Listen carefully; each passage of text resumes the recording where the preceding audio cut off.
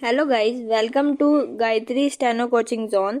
हमारे channel 2-1 start. उपाध्यक्ष महोदय, स्वाधीनता के पश्चात देश में सार्वजनिक क्षेत्र का उदय मुख्य रूप से इस लक्ष्य से हुआ कि विशेष महत्व के उद्योगों के विकास का दायित्व सरकार संभाले। बेराम उसी नीति के आधार पर गत 2 दशक में अनेक महत्वपूर्ण क्षेत्रों में सरकार ने प्रवेश किया। बेराम लेकिन सरकारी क्षेत्र के विस्तार से केंद्रीयकरण तथा एकाधिकार प्रवृत्तियों में न कमी हुई और न वृद्धि हुई है। बेराम आर्थिक शक्ति के केंद्रीयकरण को रोकने का सबसे अच्छा तरीका कर भार है। बेराम लेकिन हमारे यहाँ की कर व्यवस्था से वह लक्ष्य कृषि आय पर कर मुक्ति तथा अविभक्त हिंदू परिवार के कारण पूरा नहीं होता। बेराम लोग कर बचाने के लिए इन 2 मुख्य स्थितियों की शरण लेकर कर बचा लेते हैं। बेराम इस संदर्भ में एक बात और भी ध्यान में रखी जानी चाहिए कि आय में जो असमानताएं हैं उसे केवल ऊपर वालों की गर्दन काटने से ही समाप्त नहीं होगा। बेराम असमानता मिटाने के लिए हमें उत्पादन बढ़ाना होगा ताकि आम आदमी का जीवन स्तर ऊंचा हो सके।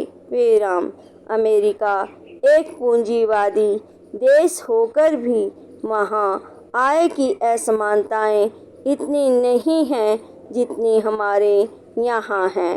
बेराम यहाँ तक कि सोवियत संघ में आय की असमानताएं अमेरिका से ज़्यादा हैं।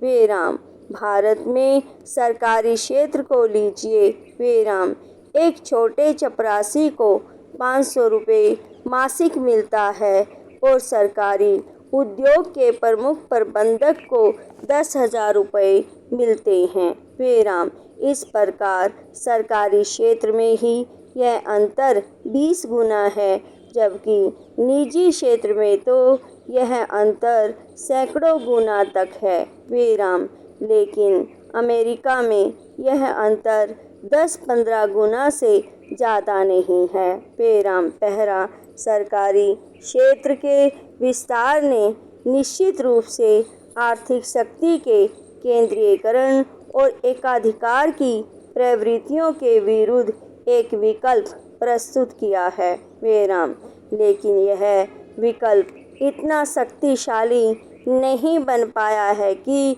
केंद्रीयकरण और एकाधिकार की प्रवृत्तियों को समाप्त कर दे। बेराम राष्ट्र के 3500 करोड़ रुपए के विनियोग सरकारी क्षेत्र में करके भी हम उस विनियोग से इतने लाभ एवं परिणाम नहीं प्राप्त कर सके हैं जितने हमें प्राप्त करने चाहिए। बेराम सरकारी क्षेत्र की इस दुर्दशा के अनेक कारण हैं, जिनमें मुख्य है कुशल प्रबंध का अभाव तथा लोगों में कठिन परिश्रम करने की नैतिक भावना की कमी। बेराम आज चारों ओर भ्रष्टाचार का बोलबाला है। बेराम छोटे से कर्मचारी से लेकर बड़े बड़े अफसरों तक में यह भ्रष्टाचार फैला हुआ है। बेराम आयोजित काम